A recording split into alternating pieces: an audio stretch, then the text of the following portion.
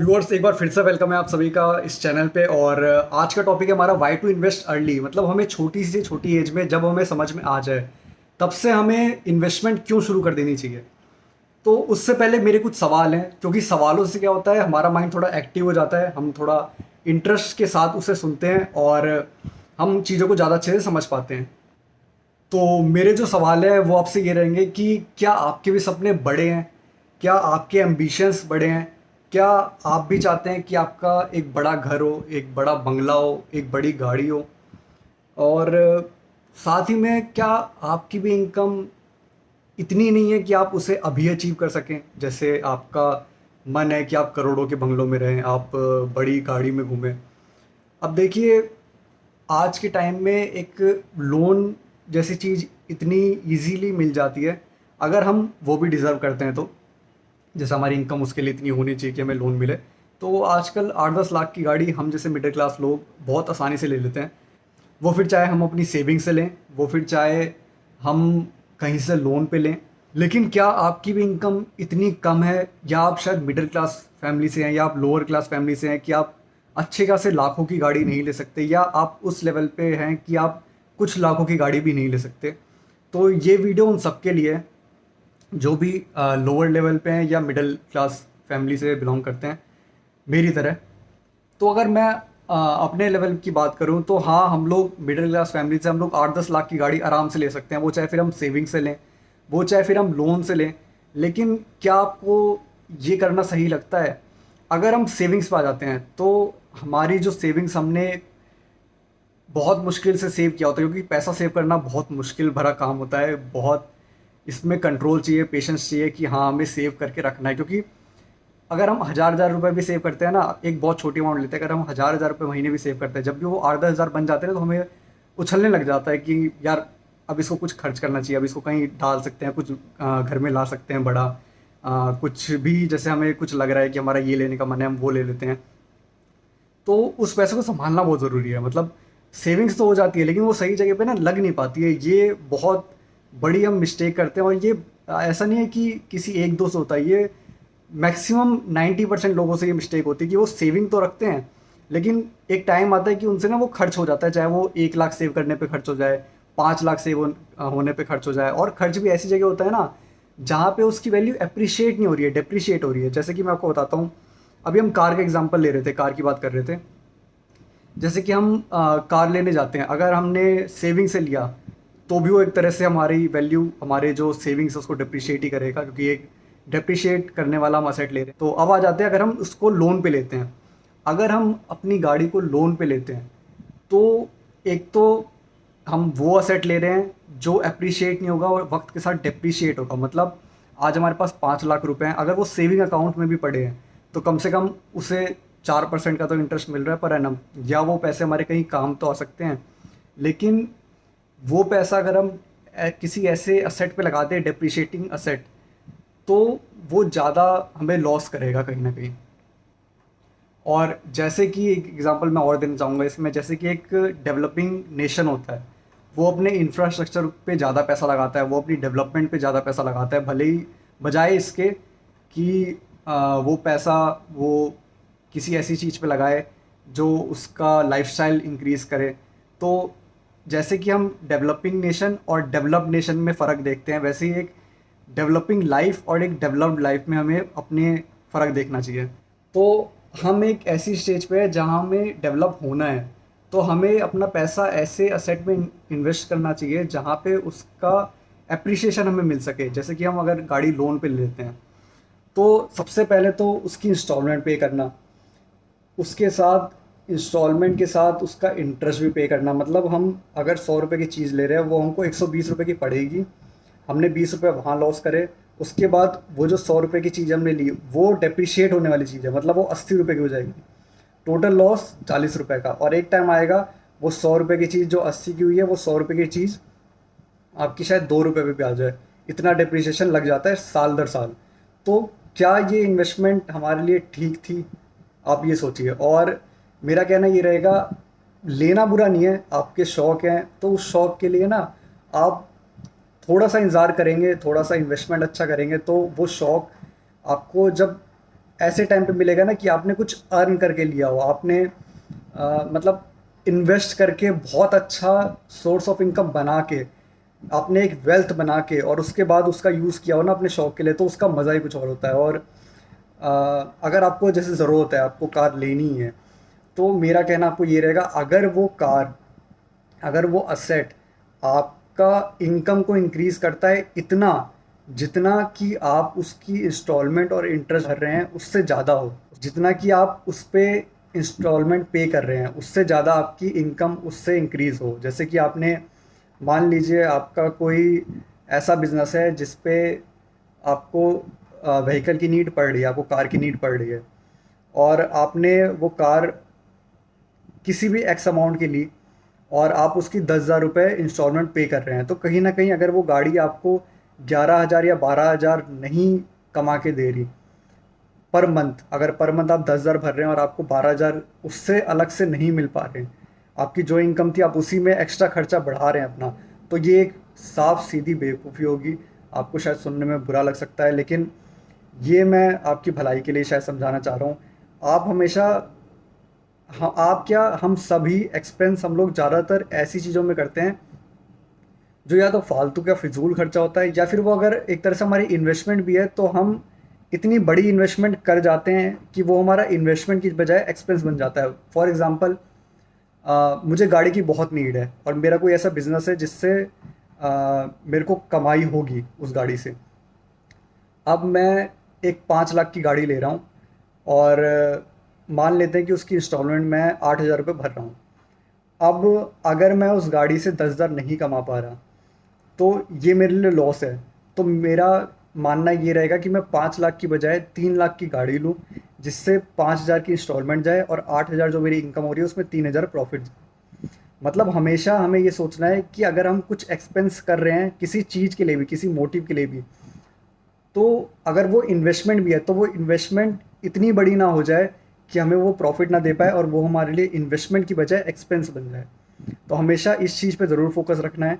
और जितने भी हमारे फिजूल खर्चे हैं, क्योंकि मेरे से भी हुए हैं मेरी लाइफ में और मैंने उनसे बहुत कुछ सीखा है, और कोई भी एक्सपेंस इतना बड़ा नहीं कर देना है कि वो आपके लिए इन्वेस्टमेंट की बजाय एक्सपेंस बने, और एक्सपेंस भी इतना बड़ा नहीं करना है कि वो आपको लॉस देने लग जाए।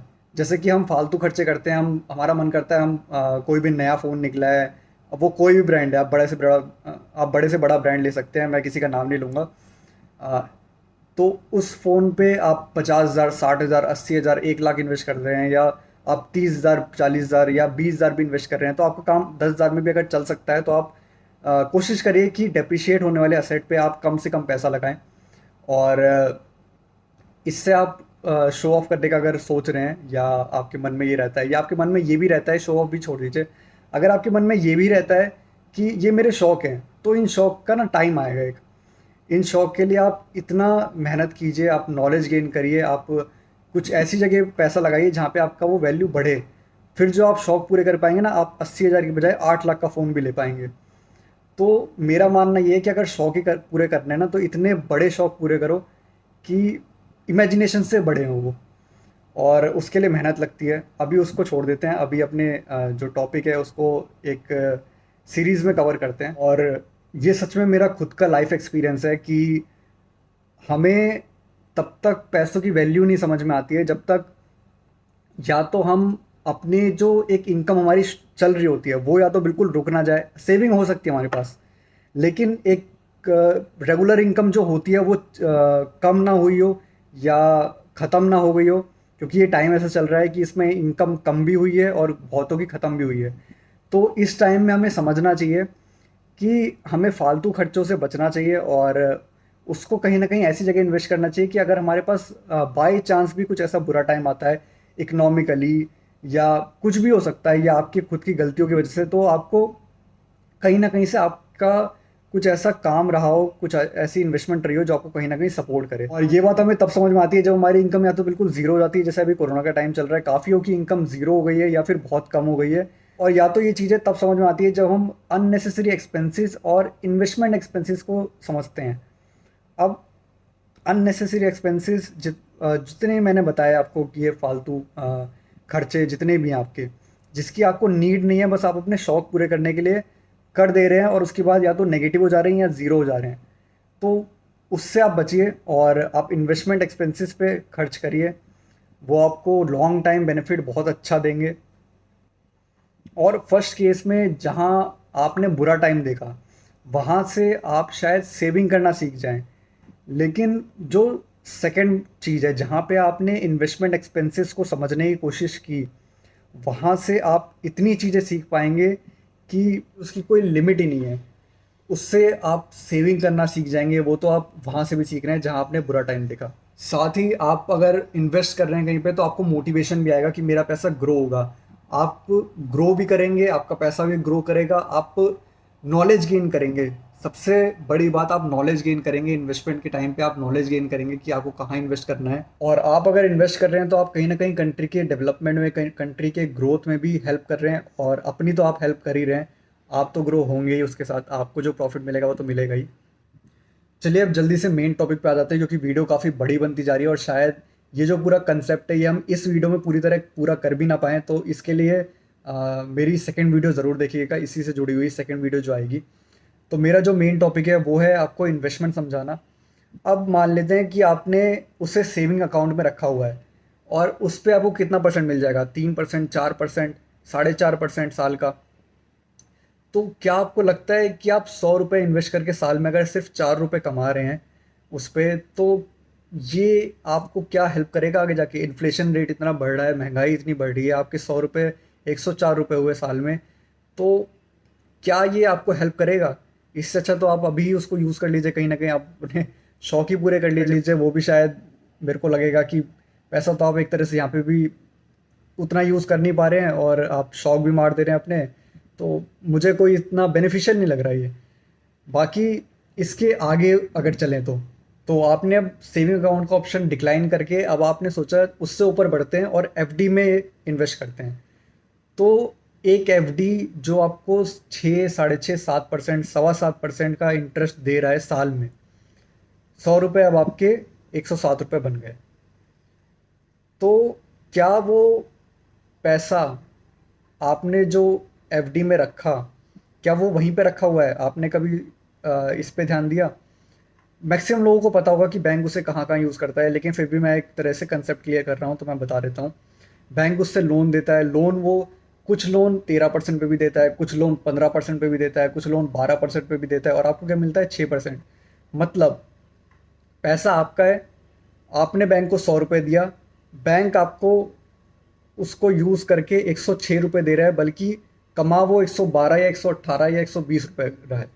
तो ना उसका पैसा लगा, ना उसने उस पैसे के लिए मेहनत की, आपने जाके अपना पैसा, अपनी मेहनत से कमाया पैसा बैंक को दे दिया और बैंक उससे फ़ायदा उठा रहा है। तो क्या हम इतने ना समझ है, या क्या हम में इतनी क्वालिटी नहीं है कि उस पैसे को, जो हमारा ही पैसा है, हमारी ही मेहनत से हमें मिला है, हम उसको और मेहनत, थोड़ी सी और मेहनत लगा के उस पैसे को हम बढ़ा पाएँ, हम खुद बढ़ा पाएँ? हाँ देखिए, मैं मानता हूँ अब कई लोग बात करेंगे रिस्क की, तो रिस्क हर जगह है। आपने बहुत सी जगह लाइफ में रिस्क लिया है, तो एक जगह अगर और रिस्क थोड़ा सा और ले लेंगे तो वो आपके अपने लिए ही बेनिफिशियल होगा। उसको हम अभी थोड़ा और आगे कवर करते हैं। बात कर लेते हैं कि एक बैंक है, उसके पास आपके मेरे जैसे हज़ारों, लाखों या शायद करोड़ों में भी क्लाइंट हो। तो अगर हम सब मिलके सिर्फ 100 रुपये भी जमा कर रहे हैं तो उसके पास कितने पैसे आ गए और वो उससे कितना पैसा बना सकता है।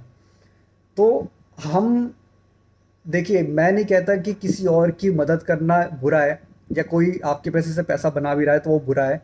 वो अपना रिस्क भी ले रहा है, उसी बात का वो रिस्क ले रहा है, उसी बात का वो पैसा भी ले रहा है। तो अगर हम 100 रुपये पे रिस्क नहीं ले सकते, क्या हम 10 रुपये भी रिस्क नहीं ले सकते? क्या हम 1 रुपये पे भी रिस्क नहीं ले सकते? अब एक बार डिटेल में बात कर लेते हैं रिस्क की। देखिए, रिस्क ना ऐसी चीज़ नहीं है कि आप आंख बंद करके कहीं पे पैसा लगा रहे हो तो उसे रिस्क कहते हैं। वो बेवकूफ़ी मानता हूँ मैं। आपने एक तरह से ये मान लीजिए कि कुएं में पैसा डाल दिया, कुएं में आपने अपना नोट डाल दिया, वो अगर उसमें अगर और नोट डले होंगे और वो उसका पानी अगर ऊपर आ गया तो आपको एक के बजाय 4 नोट भी मिल जाएगा। उसका पानी ऊपर नहीं आया तो आपको एक भी नोट नहीं मिलेगा, आपका अपना नोट भी चला गया। तो ये बेवकूफ़ी है। लेकिन अगर आप कैलकुलेटेड रिस्क लेते हैं लाइफ में, आप नॉलेज लेते हैं सबसे पहले, आप इन्वेस्टमेंट मत करिए कहीं पे भी, आप सबसे पहले नॉलेज लीजिए। और उसके लिए आपको 1 साल लगे, 6 महीने लगे, 2 महीने लगे, देखिए इन्वेस्टमेंट जितनी जल्दी शुरू करेंगे आपका ही फ़ायदा है।